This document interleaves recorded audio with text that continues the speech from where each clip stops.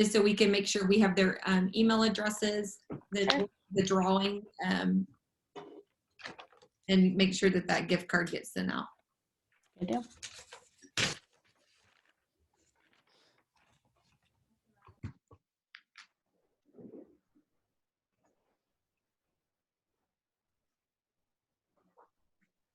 Amy, I think that we're ready to start. Okay. And I would just ask that the folks on the call talk this up in your buildings, because this is provided as part of the benefits. So away we go.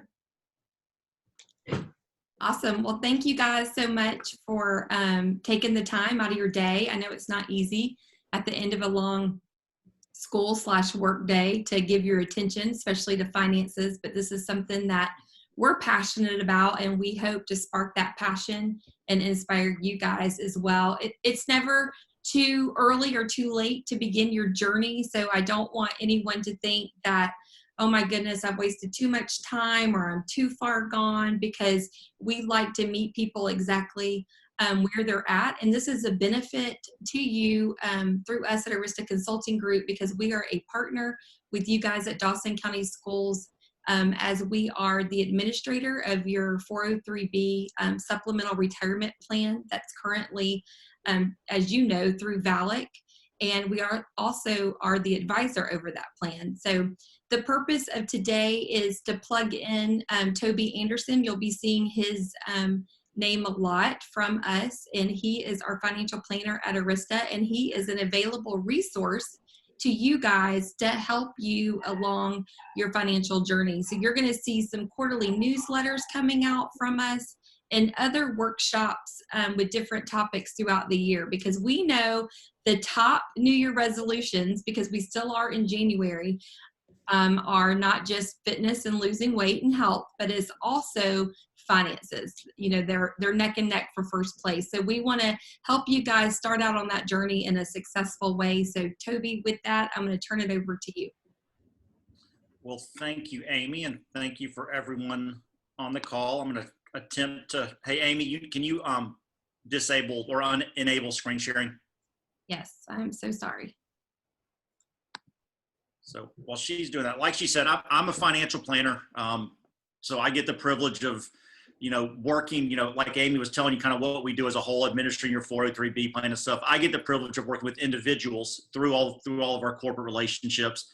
And like Amy said, really just helping them wherever they are, whether it's somebody that's in their first couple of years in their career and needs help with budgeting, or somebody that's at the very end, ready to retire and now needs some help, or somewhere in the middle, wherever it is, we try to, get help, encourage some questions, get you thinking about things a little differently, and just make sure that you're confident with where you are and what you're doing, and know that just as a resource, because of our relationship, with Dawson, that you got somebody to reach out to if needed, and ask any question, no matter how silly you think it is or how complex you think it is.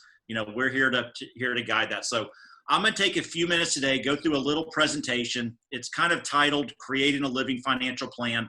Hopefully through this, I'll give you just a couple of different things to think about, a couple of areas to hopefully make life a little bit easier, because we all know that finances are an integral part of our lives. We all heard the term work-life balance, and work-life balance typically works better when you've also got the money piece of it kind of figured out, or at least you know kind of where you are. So that's really the goal here. We're going to give you a couple of resources at the end, or email out some resources to help implement a couple of the things that we're going to talk about today. But we just want, our goal at Arista is to lead people to financial security, right? And we know that as we do that, you become more confident with what you're doing. You're able to live the life or the retirement that you want to live. And we also know that it's an extremely stressful topic, right? There was a study last year by PricewaterhouseCoopers. 67% of employees find dealing with their finances extremely stressful. 35% say it distracts them from doing their jobs, right? They're not as healthy of employees because they're so stressed about money. And any of us that either have been or are married, I can guarantee you those numbers are probably higher, that we've had disagreements with our spouse or stress over, finances from those relationships. We just know it's a big part of our life and why we do it. Now, this is a slide that we typically give to everybody. It kind of just talks about, money not being the driving factor of everything we do. The easy thing when I'm doing this, or Amy and I are doing this with teachers, is you didn't become teachers for the money, right? You did it because it was a calling. You did it because you felt, you wanted to help kids. You wanted to help students. You may have highly questioned that calling over the last 12 months, but it was still a calling at some point because you knew that that's what you want. And that's why you do it, right? The money piece of it for you is just, hey, help me figure out how to navigate it through. I'm happy with what my job and my career choices. I just need to, kind of get this piece, figured out a little better, because we all know intuitively that money doesn't drive happiness, right? I mean, you've heard it say a million times that that's the case. It's usually the other way around, right? When you're happy and plugging along, then you find more success at the rest, whether it's your job, your family, the other stuff. But thinking about and having a plan for your finances is an integral part of that. And it doesn't mean if you're not where you want to be, that you can't be happy. It just means that if you're not where you want to be, you need to understand that, right? You need to know exactly where you are and then start implementing a plan from wherever that is, right? Whether that's ready to retire or starting out, or I've got student loan debt that is overwhelming and I feel like I'm never going to get anywhere. We're here to help you navigate through that on the front end, on the back end, or anywhere in the middle. These are just some simple stuff. I mean, we'd like to do this, especially at the beginning of the year, because like Amy touched on, New Year's resolutions and stuff. But these are just some things that you probably know, but there's probably one or two that you're not doing great right now. I know there are for me, and I may pick on Amy in a second to see if there are one or two for her. So be looking through Amy and be ready to interject here. But, we know we've got to have downtime. We know we can't go 100 miles per hour. And actually, this is probably one of Amy's because she likes to go 100 miles per hour, at least for the 5 work days, and probably on the weekends with her kids as well. Drop activities that drain you. We all have stuff in our lives that just absolutely drain the energy from us. Maybe we can't completely drop it. Maybe we can delegate it. Maybe we can find a way to, get some help doing it or something. Number 4 is obviously a big one for all of us. Automate good money habits. Now, here's an immediate plug for your retirement plan. Investing in your 403B or 457 is the number one way we would encourage you to automate good money habits. I don't care if you're brand new to teaching, you've got student loan debt that is overwhelming. Amy and I would still encourage you to at least start doing something, even if it's 1%, right? It gets you in the habit of saving, and that's a habit that will last you hopefully for your whole life. And at some point, it will be one of the habits you will be most grateful you ever did. That being said, if you are way further along and you haven't done it, it's not too late. It's never too late to start, right? There's always good automated money habits that you can put in place for savings, for paying off debt, for doing other things that are going to help you along the way. For me, get moving. I used to be a huge exercise buff. I mean, there was, 10 years ago, I was doing full Ironmans. This last 12 months, I don't think I did one full Ironman in the entire year by walking, right? I got lazy with my moving, but I feel it in my energy. I know that's something that helps me be better, a better dad, a better worker, just if I get that 20, 30 minutes of moving in it. And then just, again, kind of going back to the ones, reduce stress, schedule things that make you come alive, whether that's a hobby, whether that's reading, whether that's whatever. Don't negate those things that help you kind of recharge and refresh and do that. Amy, you got one or two of those things that jump out at you? I think, like you said, for me, the biggest thing is building downtime into my schedule. I operate very much at a fast pace, not just at work, but also with my family. I have 4 children at home. So I'm used to running that race, so to speak. And I have learned through this process, especially through 2020, is that downtime is okay. It's not necessarily a bad thing. And it can definitely be good to help you not only put your mental state into perspective, but also your financial state as well. Absolutely. All right. So this next part, we're going to get into 3 kind of just financial habits that we're going to encourage you and give you some information on and give you some resources to help. The first one is just kind of your financial well-being score. And we're going to give you a handout, email it out after this for you to do this on your own. And it just takes into account 6 kind of key areas of our lives and lets you sit down and put a little thought in and see where you are, right? Where are you with your personal finances? Meaning, do you feel like you have a good grasp on money coming in and money going out? And the simplest form, it's your budget, right? Do you have a written budget where you understand, hey, X amount comes in every pay period, X amount's going out in expenses, and what am I left with? Is it a positive? Is it a negative? Or do you get to the end of the month and go, I don't know what the heck just happened, but I suddenly have extra money this month that I normally don't, or I don't know what the heck happened. Where'd all the money go, right? The number one thing we tell people is you got to understand where your money's going. Know what's coming in and know what's going out, know where it's going and why, right? Goals is a huge one for me. I love helping tell people to set goals, whether that's a goal to pay something off or whether that's a retirement goal. Hey, when I get to retirement, I want to do this. I want to buy this. I want to be able to travel here. Setting some goals helps put a picture at the end that you're trying to get to. Retirement fits right in with goals, right? You want to retire at a certain point. For I think it was for Barbara, she knows exactly when that is, right? Where she's at the goal line and couldn't be happier, right? So know when you're going to try to retire, and then have a plan to get there. And then when you're there, have a plan for what that's going to look like, right? You're going to spend 20, 30, maybe 40 years in retirement. Have a plan for what that's going to look like and how you can set yourself up to enjoy it most. If you got a family, set what are the goals for your family? Where do we want to go on?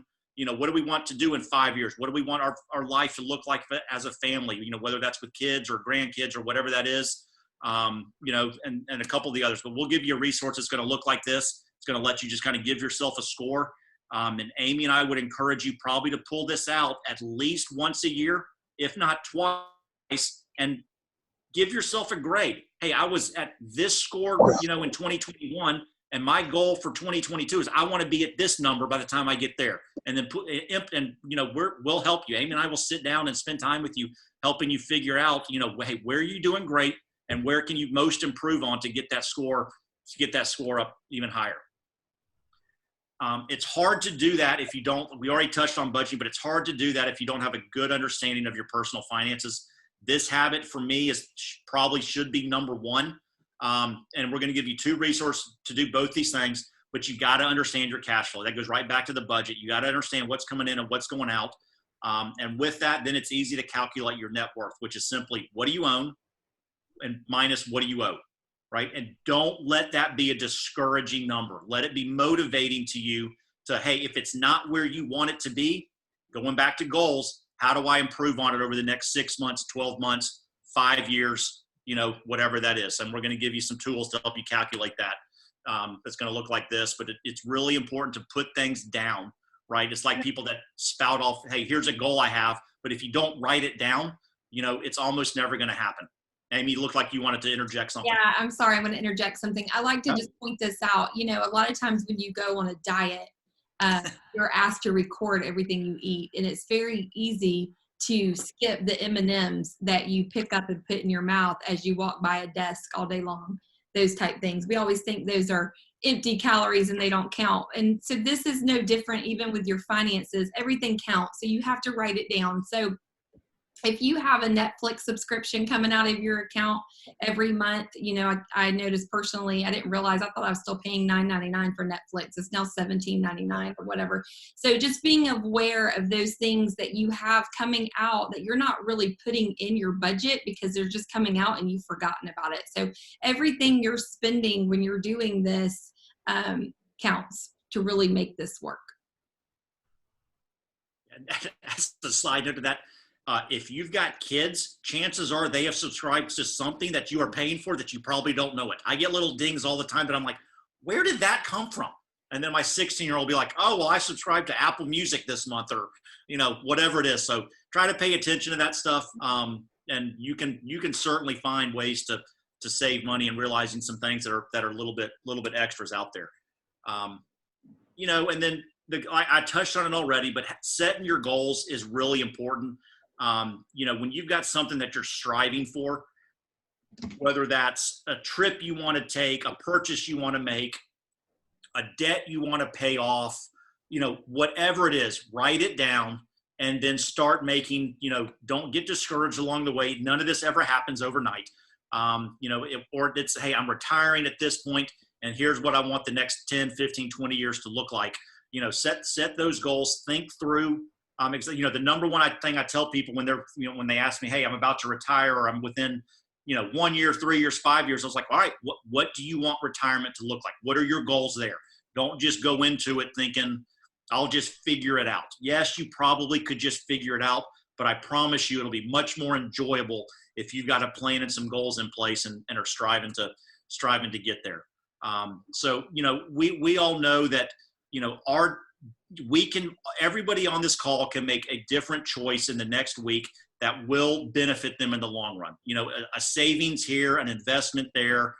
We've already touched on, obviously, we are very big on contributing and participating in the 403B plan or the retirement plan. That is your number one way to save for retirement, right? I mean, y'all are extremely fortunate that you're going to have a pension that's going to cover up to 60%, of your pay when you get there. That's a benefit that most, people that just work in corporate world don't have, but there's still going to be a gap between what you're making now and what you're going to be bringing in retirement. And this is your number one way to fill that gap. Amy and I have talked to thousands and thousands of people. I've sat down with hundreds and hundreds of individual clients. Nobody ever comes to me and says, I think I saved too much money, right? I mean, that's just never comes out of anybody's mouth. But the vast majority of people say, I wish I had started earlier. I wish I had saved more, however you want to do it. And, I tell them, look, yes, you probably should have started sooner. If you've got colleagues that are younger, tell them your story. They're going to listen to you. A new teacher is going to listen to one of y'all on this call, that may have been doing it for a while more than they're going to listen to me and Amy. But, take full advantage of your retirement plan. If you're at 5%, try to go to 6%. If you're at 8%, go to 9%, right? Set yourself up at least annual reminders to review it, right? And every year, if you get a raise, put a portion of it to your retirement plan. If you pay off a debt, and we're paying, a couple $100 a month in a debt that you paid off, increase your retirement plan with a portion of that assets. Look for ways to increase your savings along the way. Make sure that you've got a plan for your money, because if you don't, I promise, I've been doing this for 20 years. Amy's been doing this for, I don't know how long, a long time. I'm not going to give an age, because I think, probably 5 years, because she's only about 28. So, Thank you. Now I got off track. I was going to say something to make Amy mad at me, and I had to make sure I backtracked and said this the right way. But have a plan for your finances. We are here to help, right? It doesn't cost you anything to reach out to myself, to reach out to Amy. There's a link being sent out that has a direct link to my calendar. Schedule time and say, hey, will you just review my 403B with me? Or will you review my budget with me? Or I'm ready to retire. Help me understand how that's gonna look. I've got X amount saved. How do I plan to live on that now? What should I do? We want you to, like we started off saying, our mission is to lead people to financial security. And so whatever that looks like for you, we're here to help you take that next step and ultimately get to where you want to be for you, your family, whomever else it is. Because we know that if the money piece is in balance, right, and that's a hard thing to do. A vast majority of Americans, their money is not in balance, right? It's a little out of whack. It causes stress. And we're trying to, one by one, help people alleviate that. But we know that just taking incremental steps, however small, you will feel better about the direction you're heading, and you'll know you're headed in the right direction, not just going through, not fully understanding, what things are going. So here's my contact information. That's my cell phone and email. Again, like I said, we're going to email out. So if you don't write it down, you're going to get it anyway. an email that's got my calendar link for you to schedule time if you want to follow up. And like I said, please don't feel like, oh, this isn't worth a call. If you've got a question on something, we want to help as big or as little as you think it may be. So, Amy, I'm going to let you wrap it up, and we can open it to questions, or you may have commentary you would like to add. I do. I just want to say this. At Dawson County Schools, you guys are very fortunate that your administration really understands the value of your supplemental retirement plan. So besides how the pension works, they obviously offer a contribution to your plan. And even though you have a mandatory requirement that you are to contribute to the plan and you have that employer contribution, don't just assume that that's enough. We want to make sure that you understand your individual retirement picture and what your individual retirement gap may look like at retirement, and that you're set up to start contributing enough to make sure that that gap is covered in the way that you want it covered. We don't want any hidden surprises. It's kind of like when the students, when they get to be a junior, they have an advisement appointment about graduation because they know graduation's a year out and you want to make sure they've got all their requirements checked off. We want to make sure that that same thing is happening for you guys. You guys have a date in mind of when you're going to hit that 25 years or 30 years or whatever the goal is that you have. We don't want there to be any surprises when you get there and you realize, oh, wait, I thought I was going to have this amount of money a month. I'm really not. I've got to come up with a plan B. So that's the biggest benefit of meeting with Toby earlier rather than later, is you can make sure that you've got that plan set up. And then again, like he said, review it every year, tweak it and make adjustments as you gain ground with your finances. So I want to open it up for questions right now. I know a lot of people may not feel comfortable asking a question because they may feel like a finger's being pointed at them and their personal finances. So if you want to use the little chat option down at the bottom and just send a question in, I can read it out for the group. And while you're thinking about that, I'll just start with one. Toby, one of the questions that I get most often is, I'm still paying on debt. So since I'm paying on debt, how do I increase either my savings or should I increase my retirement? So what advice can you give regarding that? If you are in a situation where you're trying to pay down debt, should you still be saving in a savings account, or should you still be thinking about upping your retirement account? How does all of that work together? Yeah, that's a great question. And that's one that there's not an easy answer. So I typically tell people the first thing you need to do is make sure, and I'm stealing this directly from Dave Ramsey. So don't look at me like I'm a genius, because I'm flat out stealing this, but you need to have an emergency fund, probably about $1,000 just for that, for emergencies. The refrigerator broke, car, I needed new tires last week, and that's no fun. Emergency fund is not Amazon Prime Day. That doesn't count for emergency fund. But have an emergency fund, and then your focus should be on paying off debt. But I'm going to give it the caveat. I would still encourage you to at least contribute, if you can, up to the amount that lets you take full advantage of the match, because that is just money that the county's giving you. Don't exceed that until you've got your debt paid off. And if you feel like that's too much, go to 1%. Do something, because we talked about it early in the presentation. You want to build that habit of savings. Even if it's a small amount, we're trying to get you just to build that habit. It may not be the focus. Debt may be the focus, but even at a small amount, do the habit of saving in your retirement plan. Let me just clarify real quick. With Dawson County Schools, there's not a match. There's a contribution. It's okay. And you do have a mandatory requirement to contribute a certain percentage amount into your account based off your classification. So you guys, I'm sure, are individually aware of that. And then you do get the 5% contribution from the district.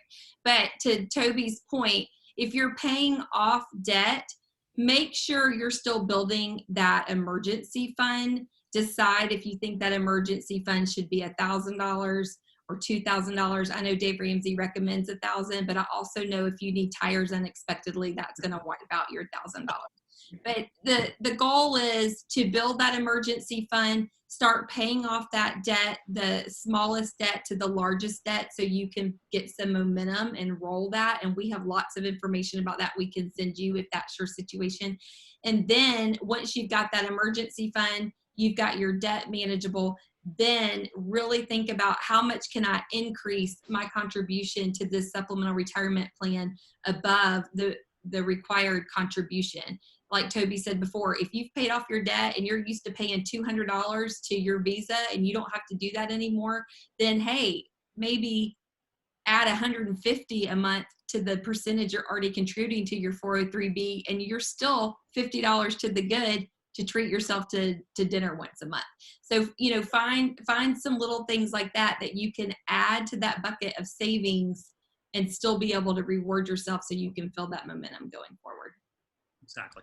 And you can change your contribution, everybody, at any point in time. You can change it once a month. And, you know, we can run payroll and see what your contribution is going to be. Yep. And then if that's something that you can't handle, you know, if you went a little too high, we can bump it down, you know, as low as the minimum. But I mean, I changed mine this month and it was a $20 change in my paycheck. So, and I changed it by 1%. It's a great point. That's a great point. I actually have mine personal one set up that every year it increases 1%. I don't even realize it in January. It just flips over. So there's a lot of things like that. And to Jamie's point, or I'm sorry, Beth's point, this is not subject to open enrollment like your other benefits that come out of your check. You can increase it or decrease it at any time as things happen and change within your budget. So the other thing I would encourage you, make sure you have your beneficiaries listed on your account. We don't want anything to happen to you, God forbid, and then they don't know where that money should go.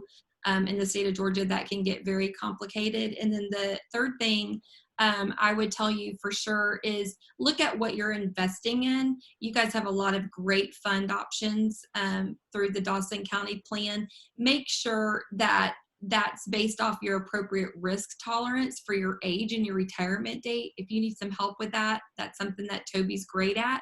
We've seen so many people just have their money sitting in cash because they feel like, you know, that's the safest thing, and they're really missing out on some of this market opportunity. So if you have many, many, many years until you're retiring, you want to really make sure that you're capitalizing on the market fluctuation to help your investing for sure.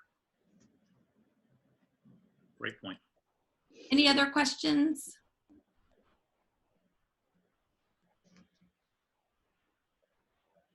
Well, I think Beth mentioned it again, we're going to start doing this on a quarterly basis. So spread the word if you thought this was helpful. If you got a topic that you want me, Amy and I to make sure we cover, you know, let Beth or Karen or Jamie know, and we can put something together.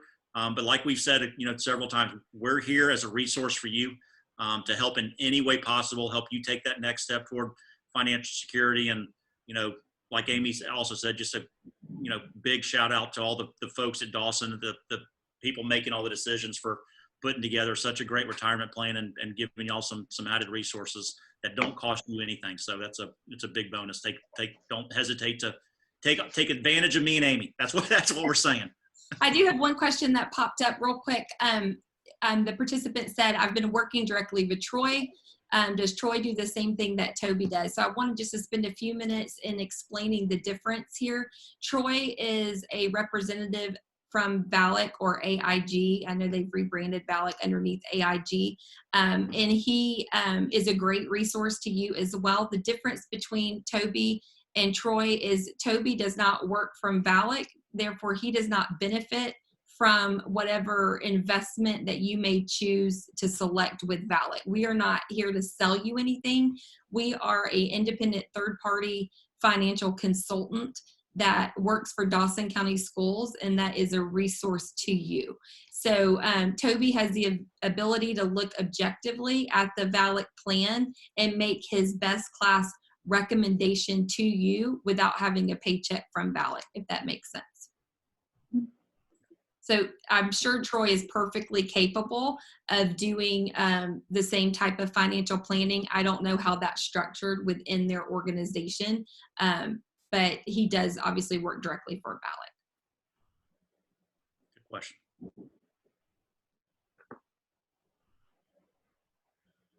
All right. Again, if you have any questions further and you want to speak offline, we'll be making sure that our information gets out to you guys, including the link for you to click on Toby's calendar if you want to schedule a 15, 30-minute session with him, if you want to bring in your spouse or significant other or anyone else in your family that has to do with your finances, where you can all sit down together. That's perfectly acceptable and encouraged as well. I'll be getting with Beth to get all of your wonderful names so we can do the Amazon drawing, and we do appreciate your time this afternoon and wish you much success as you continue along your journey to financial freedom and success in the year 2021. So we hope you all stay well, and we look forward to seeing you at our next workshop. Thank you. Thanks, everyone. Thank you. Thank you.